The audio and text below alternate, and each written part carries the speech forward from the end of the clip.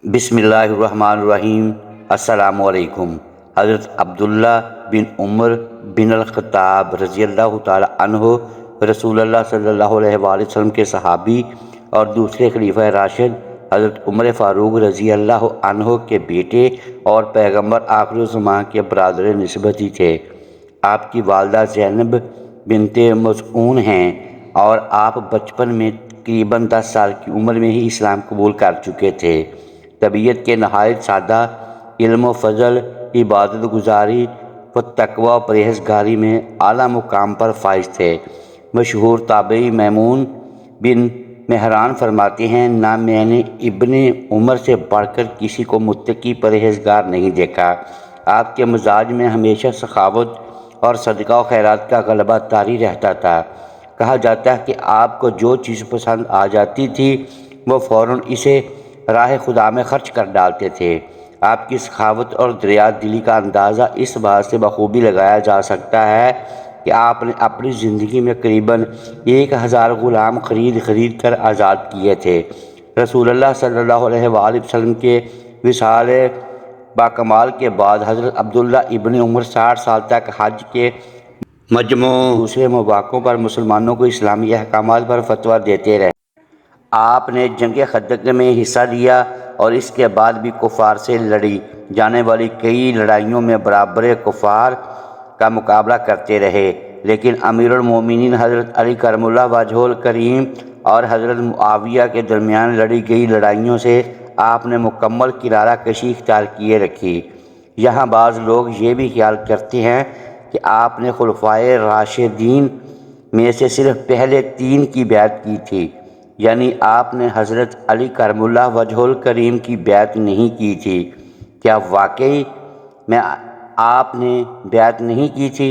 یہ ایک الگ موضوع ہے جس کے لیے ہم الگ ویڈیو شیئر کریں گے۔ آج کی ویڈیو میں ہم خصوصاً کربلا کے تناظر میں آپ کے کردار کے حوالے سے چند حقائق پر بات کریں گے۔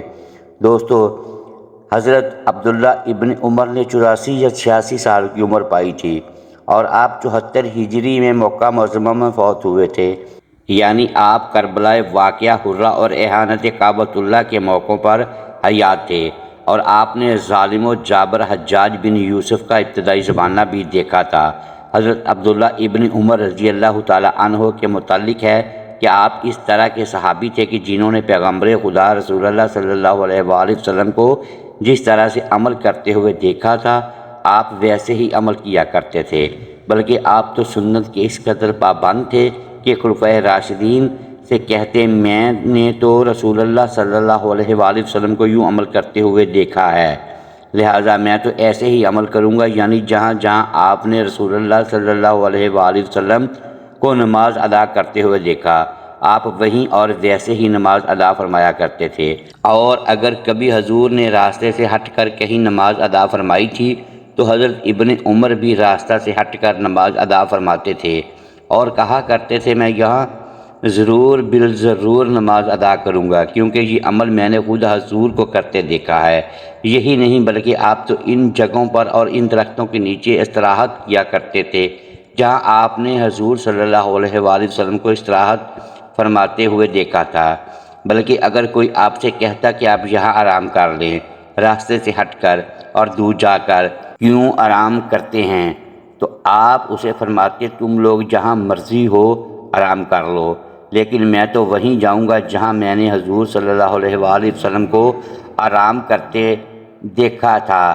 الغرض آپ رسول اللہ صلی اللہ علیہ وآلہ وسلم کی سنت کے اس قدر پابند صحابی تھے کہ شاید ہی صحابہ میں کوئی اور مثال ملتی ہو، لیکن آپ حضرت سیدنا امام حسین علیہ السلام کے ساتھ ان کی تحریک میں شامل نہیں ہوئے تھے، بلکہ آپ نے یزید کی بیعت کر لی تھی۔ آپ نے یزید کی بیعت کب، کیوں اور کن حالات میں کی تھی، اس کی تفصیل ہم ابھی بیان کرتے ہیں۔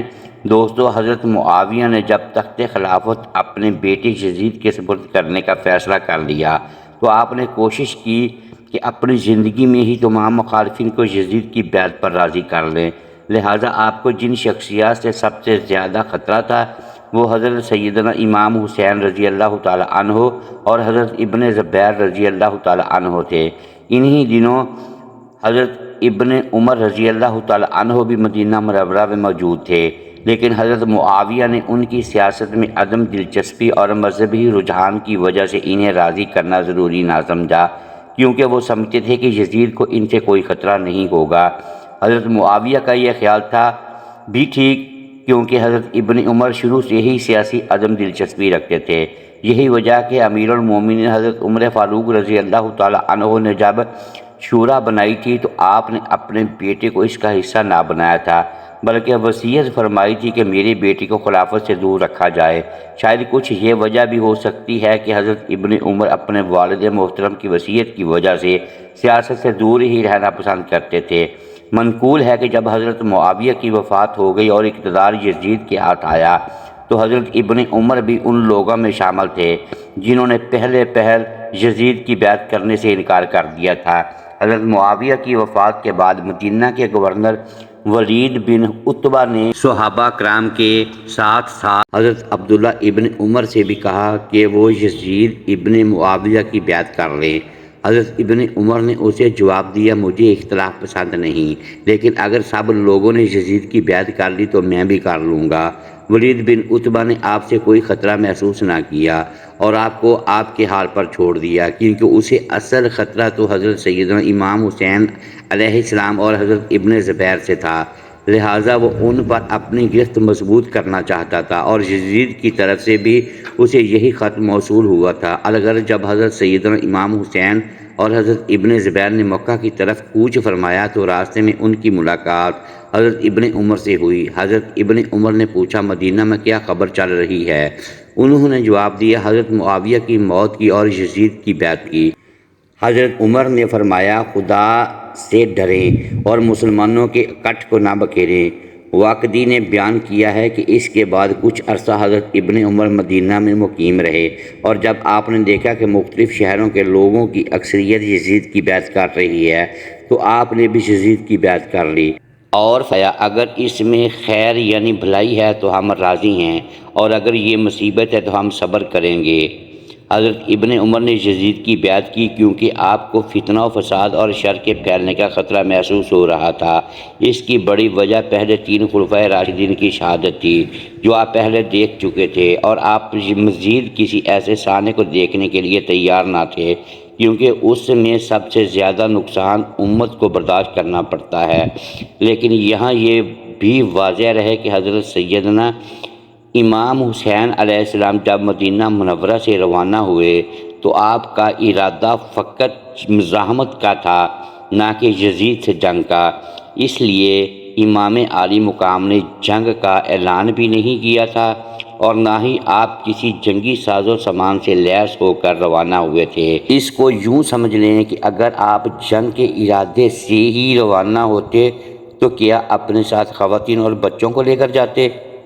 اور اگر بالفرض آپ یزید کے خلاف جنگ کا اعلان فرما دیتے تو کیا حضرت ابن عمر اور دیگر صحابہ کرام جو مدینہ، مکہ اور طائف میں آپ کے ساتھ روانہ نہ ہوئے تھے، کیا وہ آپ کو جنگ میں اکیلا چھوڑ دیتے؟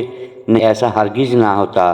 دوستو، آپ کو ہماری آج کی ویڈیو کیسی لگی؟ اپنی قیمتی رائے سے ضرور آگاہ کریں۔ جلد ایک اور ویڈیو کے ساتھ حاضر ہوں گے۔ اللہ آپ کا اور ہمارا حامی و ناصر ہو، آمین۔